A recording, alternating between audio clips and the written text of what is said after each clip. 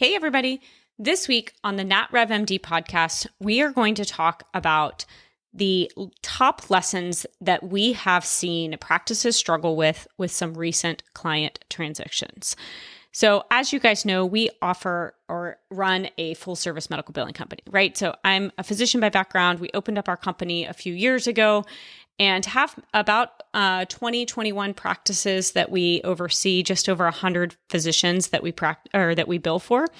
And the same lessons keep coming up over and over again when we are taking over a new practice, meaning we're seeing the same themes of things that are going wrong in a practice, why they're looking for a new billing company, and then helping them kind of dig out of these holes.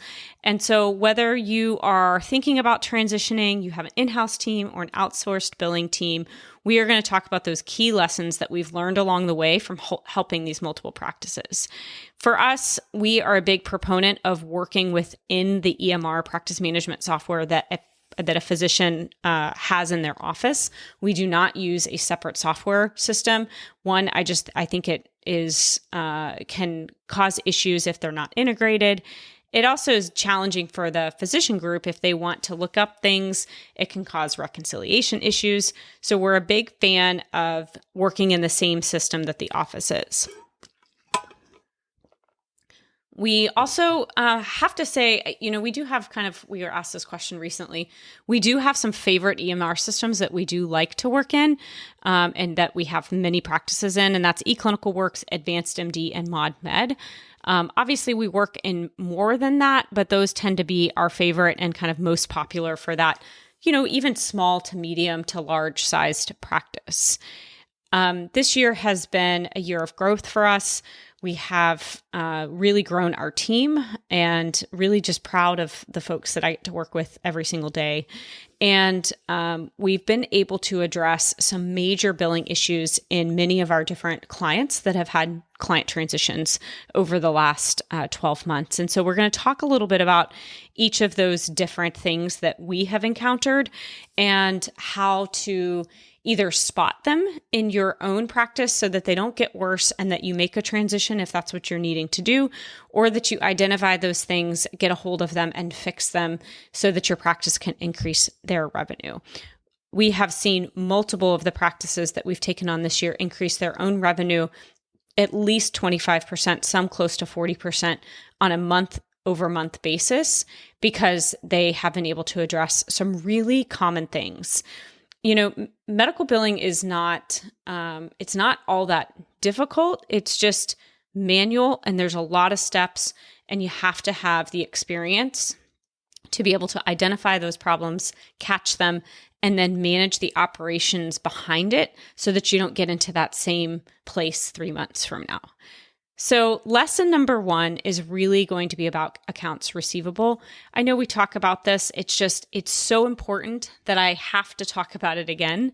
And I would have to say 100% of the clients that are new to us have had accounts receivable issues. So what is accounts receivable, right? That's the money that's due to you. It hasn't been paid yet. And most practices will have accounts receivable based on the amount of money that you're charging out. So you have a specific charge for a claim, $200, $300, you bill that out.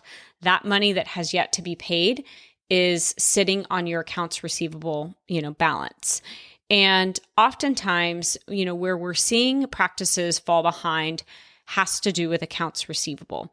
One of the most common areas is because of eligibility denials. So if the front office isn't managing eligibility correctly, the billing team doesn't handle typically the eligibility. So then you have these claim denials. And if there isn't good communication between the billing company and the office, those just sit there.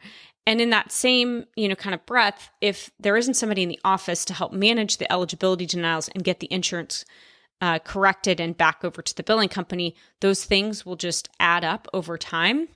And that can result in multiples of 7 figures of accounts receivable. And if you wait too long, you have to write it all off. So doing eligibility upfront, which is a process involved of both using your software, but also the payer portals, please if your front office does not have access to payer portals, they, I guarantee, are not being able to do eligibility correctly. So you can't do everything just in a clearinghouse or in a practice management software. You have to check eligibility issues through payer portals or calling the insurance directly. And so getting a process around eligibility denials and how those need to be corrected, for us, we use an issue tracker. It's a very good way for us to keep both my team as well as the office's team in check in terms of what is necessary to resolve these claims so they don't pile up over time. This is not an easy task. It is a manual task. It's not hard in the sense of, it's complex, right? It's actually fairly simple, but it just requires a lot of coordination from a large number of individuals, front desk, billing team, keeping everybody accountable for that. Is really the hardest thing. So really the tip here is have a system in place to where you're monitoring eligibility denials. You're looking at that monthly accounts receivable and watching, especially that AR over 90 days. That's the key area where you want to keep as low as possible. Our metric is really below 20% in terms of insurance AR over 90 days. We have some practices that are down, well below 2%, and some that are kind of hovering in that 10 to 15%. And that really just depends on the practice, the denials, and what we're seeing. And so continuing to push that further and further down is our goal. All right, lesson number 2. We recently took on a client that had over 700 rejections. It was several hundred rejections basically sitting in their clearinghouse. And rejections can be one of the biggest contributors that results in unbilled accounts receivable if those are left just kind of sitting in the system unattended. So basically what happens is, you, the physician or the healthcare individual, will code a claim, you'll sign it, it'll be sent over to your billing company. Your billing team will typically scrub it for issues that they can see right away. Sometimes the practice management software will help with that. And then it gets sent out to the clearinghouse. If it doesn't pass the clearinghouse and doesn't even ever make it to the payer and it's rejected, then it gets kicked back to you, to your billing team or to the practice management software for you to deal with. And so one of these recent clients had a significant portion of their AR that was tied up in these rejected claims that really just had not been worked and resubmitted. Some of it was related to MPI numbers. Some of it was related to lack of fee schedule attached. Oftentimes these are not, again, with medical billing, if you have a team of individuals who know how to manage the rejections, they're not typically complicated, but it is work and it is a lot of manual work. And so this was one of the things when we took on this practice, we're obviously auditing for all of that when we take on a client. Sometimes this is a big portion of what we're spending our time doing those first 30, 60, 90 days, depending on what we're walking into. And so for this specific case, it was rejections weren't being addressed. They were causing delays in claim submission. And they just didn't have a process around managing those. Sometimes this can happen because of knowledge. Sometimes it can happen because of overwhelm or productivity issues or just not having enough staff members in general.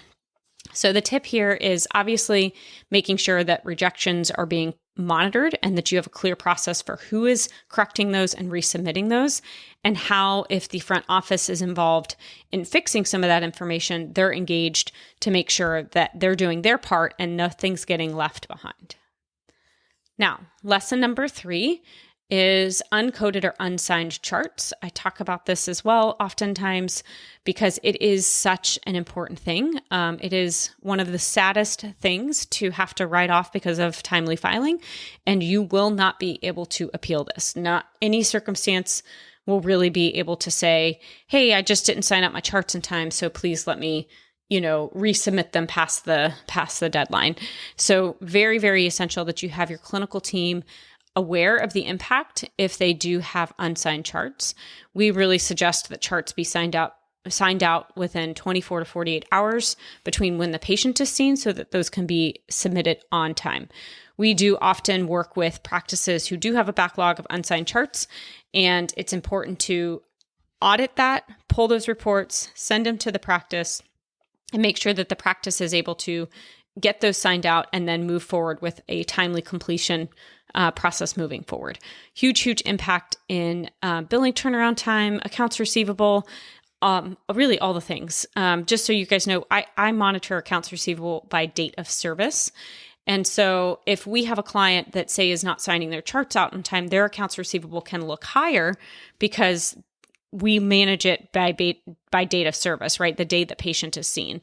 So it is the entire process of the claims process, not always just our piece of the puzzle, but we do try and push unsigned chart reports to our practices on a frequent basis so that they know we've got to get those signed out, and that is going to help your billing process. So pro tip here is really establishing those clear internal deadlines for chart signing and coding, and make sure it's part of your culture to complete those on time, as well as having a process to audit that, if for some reason you do get behind. All right. Lesson number 4. Other things that we have come into contact with kind of over this year with transitions has been a patient's accounts receivable. So that's patient AR, right? So another key thing that must be reviewed on a regular monthly basis. And if you do see patient balances climbing, it's time to evaluate, what that process is in terms of upfront collections at the front desk, to sending out patient statements, to deciding if you need to do a collection agency, or is there another reason why the patient AR isn't getting paid? Maybe you have a high population of individuals, like say you're a physician who does a lot of hospital work, and maybe those patients don't have correct addresses. Maybe they don't have correct insurance. Maybe they're unable to pay in general. And we all know that those things happen. Obviously, I'm a big believer in getting paid in the work you're doing. But at the same time, I think you've got to assess what is the right approach for these types of patients in your own practice. And if you do need to write off patient AR that is old because of hardship, you want to make sure that you're documenting that you're documenting how you've resulted in trying to get a hold of these patients. Maybe there's patient discounts that you can do in order to help balances get paid. Obviously, if patients are homeless or don't have an address, that's a whole different bucket and may just be worth writing that off. And the reason for that is because then you have an accurate picture of what is truly gettable. And so I'm a big believer of making sure that, AR over 12 months, whether it's insurance and or patient, needs to really be reviewed, put a project around, either get paid on it and move on, or, if you can't get paid on it for the reasons I just listed, then it's time to write it off and move on so that your metrics are going to be something that you can actually do something for. I mean, it's sort of like data in general, right? Like if you have a data metric that you're measuring and you're not going to do anything with it, or you can't understand it because it's got too much noise that's really just messy behind the scenes, these are not going to be data metrics you can do anything with operationally. So really, really, really important if you're going to measure something, you need to be doing something about it. If you're measuring something that you're not doing anything about, get rid of it. It's not helpful. And if you're not doing anything because you're just overwhelmed because you're measuring too much, start with 2-3 things. Like, don't need to measure everything, especially if you're a small practice and you're just trying to get used to running a business on your own. Don't kill yourself in metrics. Pick a couple, right? Pick accounts receivable, pick denials, and just start with those 2. Maybe revenue is your third, right? Track those 3 things. And then, as those improve, add on things that you're actually going to do something about. So staying on top of a patient accounts receivable, super, super important. All right, last lesson we're going to talk about today is being prepared for a smooth transition. We have really had to make some very clear checklists for our own team so that we can be better prepared to take on new clients and have the information we need to be successful. Those first 4 to 6 weeks are always a little hectic with us learning the practice, learning the billing, doing those audits, figuring out what's going on with AR, all the things. So when it is time to make a transition with your billing process, if you aren't happy, again, whether that's from an in-house team or an outsourced team, doesn't matter. You need to be prepared and have key information available to them, or have an individual who can help get them set up. And this is really going to be about a few things, right? It's going to be about, who you're in network with, status on your contracts, your payer portal list, right? The list of payer portals that you have, and making sure that an administrator is available to help get those individuals on board. And you're going to want to ensure that you are listed as the admin, so you, the owner, just in case you have a staff member who leaves or changes, or something happens to them.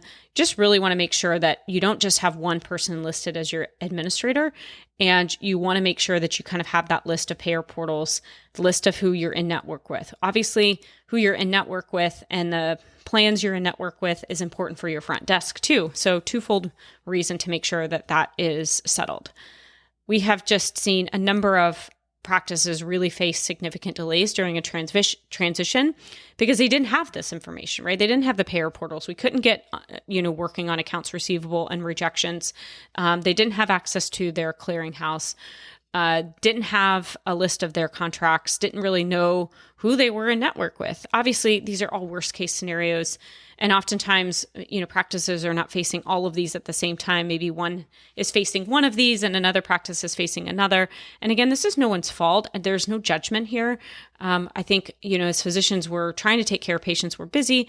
And it's just a challenge that you are not able to run everything, and you may be relying on another individual to be doing that for you. And if they're not doing it correctly, then you're in a situation where you can get in trouble. And that's why we have been so grateful to have a large team, right? So if we do have somebody who needs to be out or cover each other's, PTO, we're able to do that. So important to have that backup system in your own office, important to have some awareness of these payer portals, contracts, all those things, so that you as the owner of the practice or the office manager can really make sure that you have a handle on things should you need to make a transition.